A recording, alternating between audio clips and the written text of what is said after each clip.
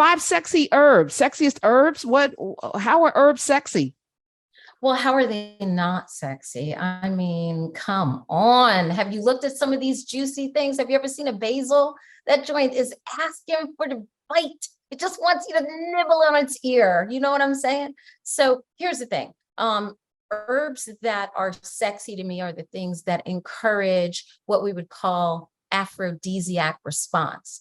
And when I say aphrodisiac, I mean, what are you thinking, Professor Hunter? What comes to your mind? Oysters. Okay. Chocolate. Okay. Certain kind of dark chocolate. I'm writing these down. Go ahead. I hate oysters, so I'll just put that out there. Mango, but that's my jam. Mango. I don't know. I guess so. So aphrodisiacs is supposed to, spark your libido. Yeah. Well, for men, saltpeter. I don't even know what that is, but I heard saltpeter. That's saltpeter goes the other way. Oh, okay. I don't know what the hell. So here's the thing. In a classification of aphrodisiacs, it is said that it's a food or substance. It could even be a smell. It could be anything that affects us in a way that spurns on, right, our sexual interest. It could be performance enhancing, right, like lasting longer for men or becoming more juicy for women or whatever the case is. It could also do your libido, your interest level or blood flow to those areas, etc. It doesn't mean, oh, well, I don't have a partner, so I don't need to worry about these things. You want all your plumbing in working order all the time. And nature has set it up that way that at every phase of your existence, your health can be governed. I want you to hear what I'm saying. I feel firmly from an indigenous medicine perspective that your health can be governed by your sexual health. I know just stay with me, because when we have our sexual health together, the body is saying, I have enough resources. Dr. Amin, herb number 1 and why?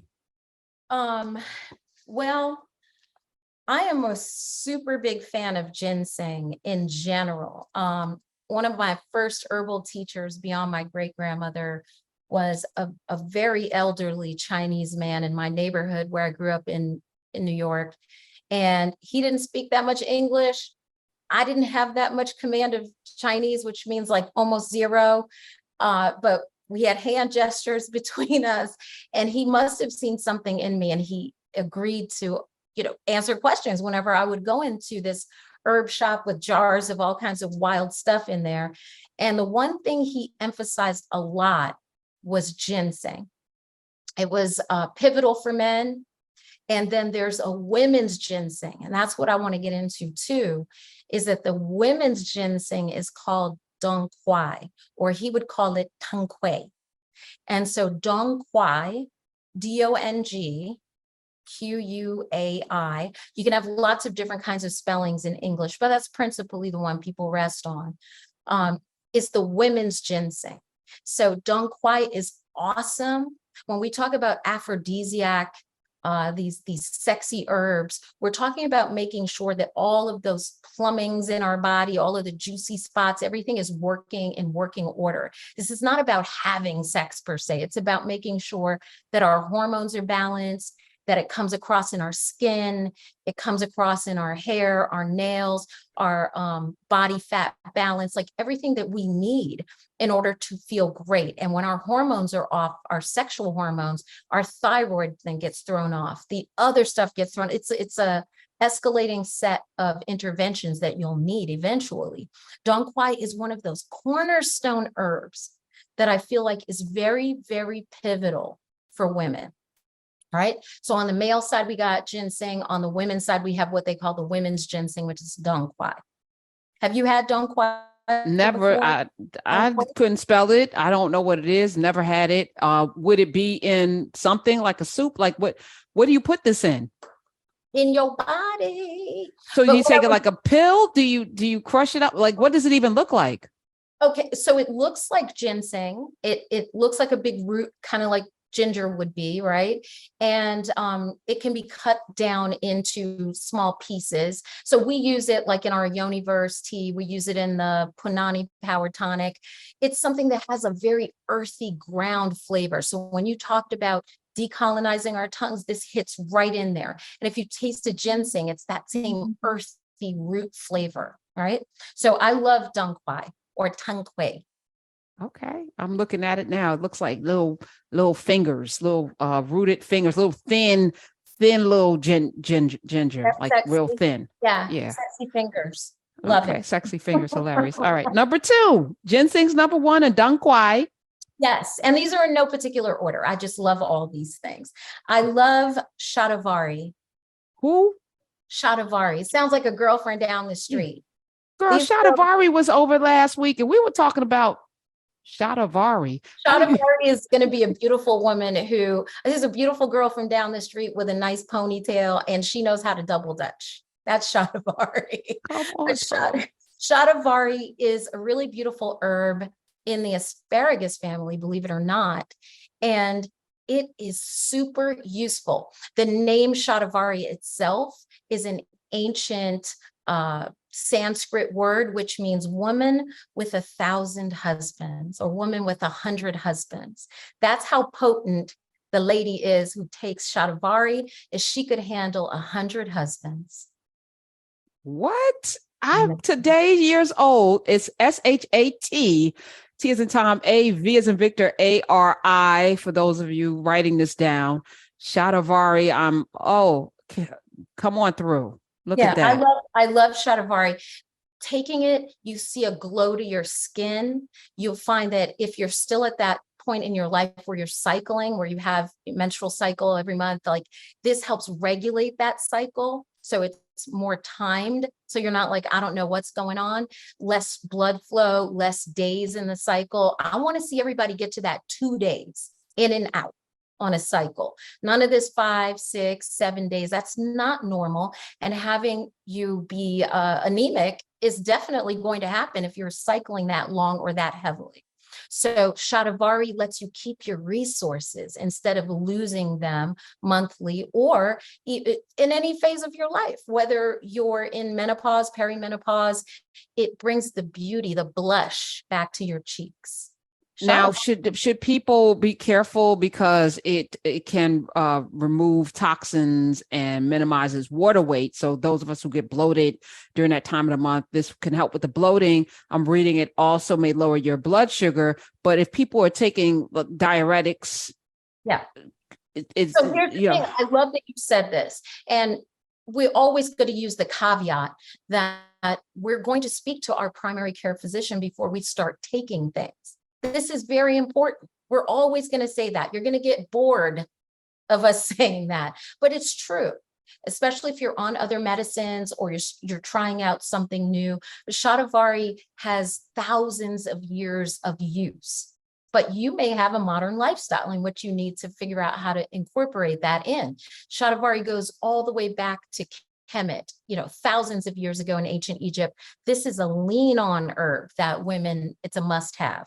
What if you're beyond, if you're in menopause, if you're beyond your childbearing years, what does Shatavari, can that help with something? Yeah, of course. That blush, that glow, the helping to balance hormones, the swollen feet, swollen ankles, anything that any of us is experiencing. This is a very helpful herb. You just stay looking sexy, baby. That's how we do. Woman with 100 husbands. She keeps saying that. Who wants 100 husbands? That's like, Jesus, that's a lot of work. It's a lot of work. Okay. Number 3. Ashwagandha. Yes. Yes. Have you had ashwagandha? Of course. Yes, I have had ashwagandha. Yes. And I can even spell it. Go. Oh, I'm looking at it. So ASH, ash, WAG, you wag, and AND, ha, HA, ha ha.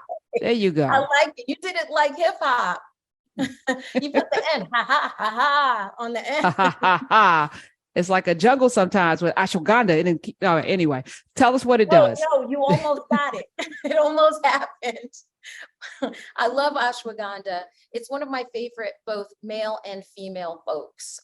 It's an enriching herb. It's adaptogen. Adaptogens are going to be herbs that help us manage stress.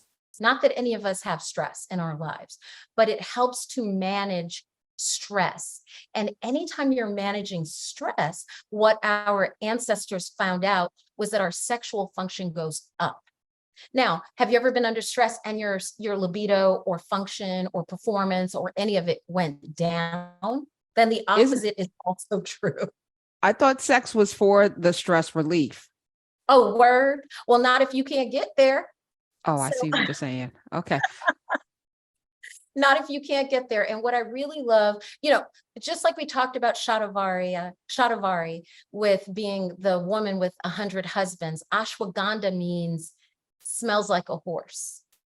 What? So I had some this morning because it's in your Sunyatta superfood blend. Yeah. So I had my little matcha, but I had that. I had the superfood blend today with some oat milk. That was what I had. So it's in that. I absolutely love ashwagandha. It is the kind of thing that helps to balance the hormones, but also it quiets the nervous system. And I know it's counterintuitive, like what you just said, with regard to like, isn't the stress relief on the other end? But anytime our nervous systems are more calm or more placid, our performance, whether we're being intimate with somebody else or ourselves, or just our libido is going to be on fire. Now, why does it smell like a horse? And why do we want that to smell like a horse? Horses get a bad name. So of course, when you put a horse in a barn or paddock, or that sort of area, it's not the horse that smells bad. It's that the horse is not running around the field. And so it's kind of like all the waste product is there, right? But if you were to smell a horse when it was outside and it's just running around doing its thing, it actually is a really beautiful smell, like the coat of the horse when you're brushing it, right? So this just means it has like a earthy kind of tiny little musky smell that is actually very sexy, not, it smells like poops, right? So it smells like a horse, meaning it smells virile too. It smells like it's powerful. And isn't that the way we want to feel in our everyday lives? We want to feel like we have some energy. Okay. All right. Number 4. Cardamom. I love cardamom. You have that in there's some cardamom in Activia,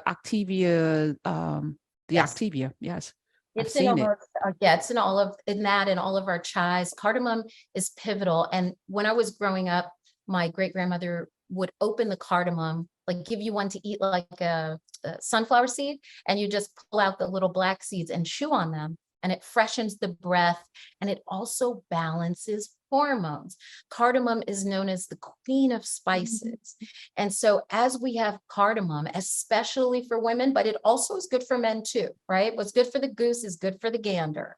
And what happens is it helps to balance the hormones out. And that's what has us feeling sexy. When our hormones are off, we're growing hair in weird places. We're feeling out of sorts. We feel lumpy, bumpy in the body, there's swelling, etc. So we want to be swollen in the right places, not the wrong places. That's a sexy place. Oh, that's right. Mm-hmm. All right. So ginseng, shatavari, ashwagandha, cardamom. Yes. And what's the 5th sexiest spice? Herbs and spices. Maca. MACA. Yes. Which is also in your superfood blend. I love maca. It's a root and grows underground. So again, we're talking about decolonizing our tongues. This is something that has an earthy flavor to it. Very earthy. Yes, I absolutely love it. Maybe because I'm a Taurus, I love earthy flavors. You can't get me. I just love it. Green and earthy flavors are fantastic. What I love about maca is its hormone balancing ability, but also the ability to help bring more oxygen to large muscle tissues in the body. And that is about performance, baby. Don't I want to hear about no leg cramps. I don't want to hear about, oh no, my hamstring. You better get it together. And so maca is the one, right? If you want to perform like a stallion and you got to bring your A game, and maca is beautiful in that capacity. Look, the runners in Peru, these men who run across the mountains in these high altitudes, 20 miles at a time at a clip, drink maca. It's part of their everyday thing. And they can run at these altitudes and not get cramps and not feel any kind of way. And that's what we have to do, is look at these high performing people all over the world and say, well, what indigenous food are they indulging in that allows this to happen? I Do love you maca. do you suggest, because I know you blended with a lot of things, like in your superfood blend. Before you had that, I was doing the matcha with the maca and balancing that out, a little nutmeg, ashwagandha. I was doing my own mix, so I don't have to do that. Thank you for taking the work out of this and the guesswork. But if people just want the maca, do they make that and put it in a smoothie the way they would have, like a powder thing, or do you suggest they make it I a love that. latte? I love that question. And I find that typically people take too much of a thing. It's like, oh, if this is good, then this is really going to bring it on, especially if we say it's sexy, right? It's going to help your sexual function and your libido and your hormones. Then we just take too much. That's why I like to mix it, because if you're using a teaspoon of this or half a teaspoon, it is already titrated for what you need. And so I love it that way. I hear people putting 2, 3, 4 teaspoons of stuff. I'm like, that's just too much. 866-801-8255. And I appreciate you for dosing properly, because I'm guilty of being a person that if it's a little, then I'm going to do more. Just excited. I can't even help it.